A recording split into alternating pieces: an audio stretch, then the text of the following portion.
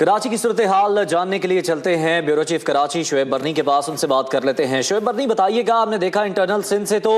جو نتائج تھے وہ وقتاً فوقتاً پہنچ رہے تھے۔ کراچی شہر کی جو 22 نشستیں ہیں این اے کی، ان میں سے کیا اب تک کسی کا نتیجہ سامنے آ چکا ہے، آ سکا، اور اس حوالے سے الیکشن کمیشن کا کیا کوئی موقف؟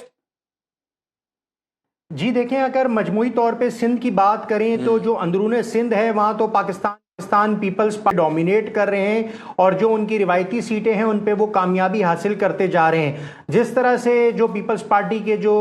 رہنما ہیں شرجیل میمن، وہ کامیاب ہو چکے ہیں، آصف علی زرداری، اس کے ساتھ ساتھ مراد علی شاہ، اور جو پیپلز پارٹی کی جو روایتی اندرون سندھ کی سیٹیں ہیں وہ جیت چکے ہیں۔ اس کے ساتھ ساتھ کراچی میں اسمبلی کی جو 22 نشستیں ہیں ان میں سے صرف ایک نشست این اے 230 کا مکمل نتیجہ اب آ چکا ہے، اور وہ این اے 230 پہ پاکستان پیپلز پارٹی کے آغا رفیع اللہ جو ہیں وہ کامیاب ہوئے ہیں۔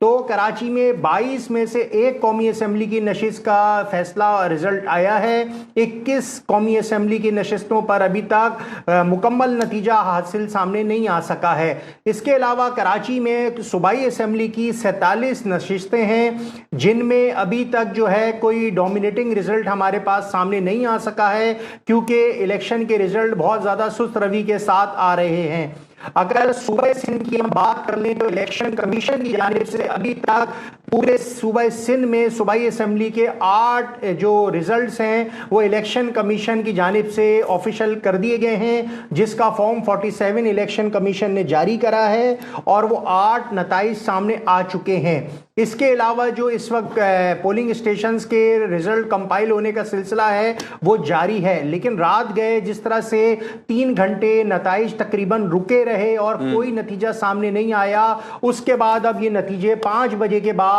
آنا شروع ہوئے ہیں۔ لیکن کراچی میں قومی اسمبلی کے 21 حلقوں کے نتائج ابھی آنا باقی ہیں، اور صوبائی اسمبلی کے 47 حلقوں کے نتائج آنا باقی ہیں۔ واضح رہے کہ صوبہ سندھ میں 61 قومی اسمبلی کی نشستیں ہیں اور 130 صوبائی اسمبلی کی نشستیں ہیں جن پہ یہ انتخابی مارکہ ہوا ہے۔ تو یہ ایک بہت بڑا، جس طرح قومی اسمبلی کا کراچی سے جو 22 قومی اسمبلی کی نشستیں ہوتی ہیں وہ وزیر اعظم کے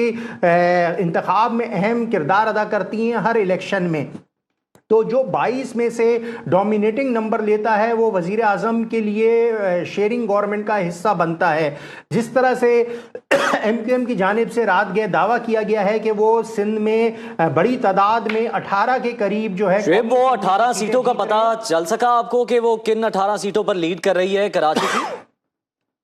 دیکھیں، یہ ایم کیو ایم کی جانب سے دعویٰ کیا گیا ہے کہ وہ قومی اسمبلی کی 18 نشستوں پہ کامیاب ہو رہے ہیں، لیکن ابھی تک جو رزلٹ آئے ہیں اس میں سے کوئی بھی مکمل نتیجے میں ایم کیو ایم کامیاب نہیں ہوئی ہے۔ کراچی کا جو ایک قومی اسمبلی کا حلقہ جو کہ رزلٹ آیا ہے اس پہ پیپلز پارٹی کے آغا رفیع اللہ کامیاب ہوئے ہیں، جو کہ ڈسٹرکٹ ملیر کی سیٹ ہے۔ کراچی میں ابھی 21 قومی اسمبلی کے رزلٹس آنا باقی ہیں۔ متحدہ قومی موومنٹ نے رات گئے جو پریس کانفرنس کی، جس میں خالد مقبول صدیقی اور مصطفیٰ کمال تھے، انہوں نے بڑا دعویٰ کیا، اور اس کے بعد ہم نے دیکھا کہ ایم کیو ایم کے مرکزی الیکشن سیل کے باہر جشن منایا گیا، آتش بازی کی گئی، اور ایم کیو ایم نے ایک بڑا کلیم کرا کہ وہ سندھ میں 18 قومی اسمبلی کی نشستیں جیت رہے ہیں، جو کہ 2018 کے مقابلے میں 2024 میں ایک بڑی واضح برتری ہوگی۔ اور ایم کیو ایم کا یہی کلیم تھا کہ جس طرح 2018 میں پی ٹی آئی کامیاب ہوئی تھی تو اس دفعہ وہ نہیں ہو سکے گی، اور متحدہ قومی موومنٹ اب یہ مارکے میں جگہ بنانے میں کامیاب ہوگی۔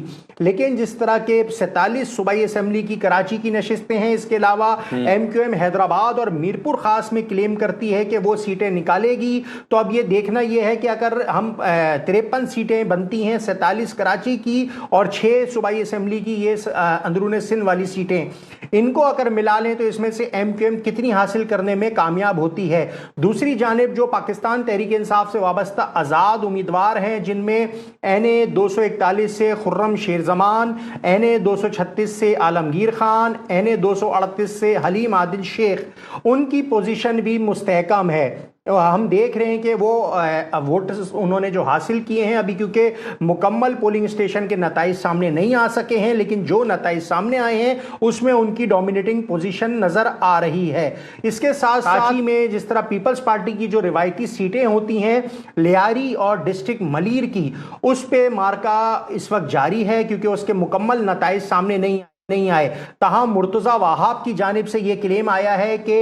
पीपल्स पार्टी कराची में डोमिनेट कर रही है और वो कराची की एक बड़ी सियासी जमात बन के उभरेगी अंदरूने सिंध की तरह। लेकिन अंदरूने सिंध में तो वाज़े बरतरी पीपल्स पार्टी की नज़र आ रही है और पीपल्स पार्टी डोमिनेट कर रही है। जिस तरह PS 61 से शर्जील मेमन कामयाब हो चुके हैं, इसके अलावा जो मुराद अली शाह की सीट थी उस पर वो कामयाबी हासिल कर चुके हैं। इसके अलावा जो पीपल्स पार्टी के जो दीगर सूबाई वज़रा जो कि हर असेंबली का हिस्सा होते हैं वो कामयाब होते जा रहे हैं। और इसके अलावा जो कराची की सीट्स हैं इस दफ़ा वो सूबे सिंध में वज़ीर आला के इंतखाब में तब्दीली लाएंगी, क्योंकि जो कराची की 47 सीटों पे डोमिनेट करेगा वो CM आराम से बनाने में किरदार अदा करेगा। हम बिल्कुल ये जो सूबाई और कौमी असेंबली की सीटें हैं सिंध में, हम इन पर भी आपसे बात करेंगे, जमातों की पोजीशन भी डिस्कस करेंगे।